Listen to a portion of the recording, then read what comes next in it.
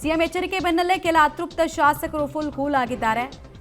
KPCC ಅಧ್ಯಕ್ಷ ಹರಿಪ್ರಸಾದ್ರನ್ನ ಶಾಸಕ ನಾರಾಯಣ ಸ್ವಾಮಿ ಭೇಟಿಯಾಗಿದ್ದಾರೆ ಅನ್ನೋದು ಗೊತ್ತಾಗ್ತಾ ಇದೆ. ದುಡುಕಿನ ನಿರ್ಧಾರವನ್ನು ಕೈಗೊಳ್ಳದಂತೆ ಬಿಕೆ ಹರಿಪ್ರಸಾದ್ ಇದೇ ವೇಳೆ ಮಾತನಾಡಿದ್ದಾರೆ. ಕನ್ವಿನ್ಸ್ ಮಾಡ್ತಿದ್ದಾರೆ. ನಿಮಗೆ ಸಚಿವ ಸ್ಥಾನ ಸಿಗದ ಬಗ್ಗೆ ನಮಗೂ ಕೂಡ ಬೇಸರ ಇದೆ ಅಂತ ನುಡಿಗಳನ್ನು ಅಂದರೆ ನೋವಿನಲ್ಲೂ ನಿಮ್ಮ ಜೊತೆಗಿದ್ದೀವಿ ನಾವು ಅಂತ ಹೇಳ್ತಾ ಇದ್ದಾರೆ.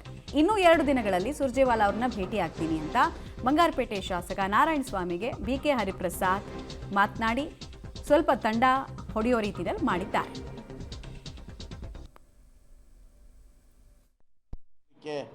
ಏನು ಮುಂದಿನಗಳಲ್ಲಿ ಒಳ್ಳೆಯದಾಗುತ್ತೆ ಅದು ಭರವಸೆ ಕೊಟ್ಟಿದ್ದಾರೆ.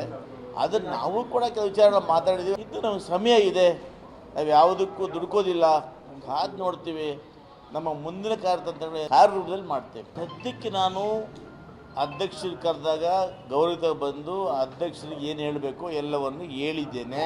ತದನಂತರ ಅವರು ಅಧ್ಯಕ್ಷರು ಹೈಕಮಾಂಡ್ ಮತ್ತು ಸುರ್ಜೇವಾಲಾ ಬರ್ತಾ ಇದ್ದಾರೆ, ಇವತ್ತು ನಾಳೆ ಸುರ್ಜೇವಾಲಾ ಮಾತಾಡ್ತೀನಿ ಅನ್ನೋ ಮಾತನ್ನು ಕೂಡ ಅಧ್ಯಕ್ಷರು ಹೇಳಿದ್ದಾರೆ.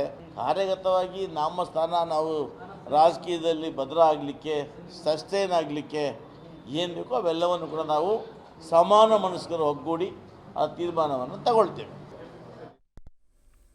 ಸಮಾನ ಮನಸ್ಕರು ತೀರ್ಮಾನವನ್ನು ಕೈಗೊಳ್ತೀವಿ ಒಗ್ಗೂಡಿ ಅಂತ ಹೇಳ್ತಾ ಇದ್ರು.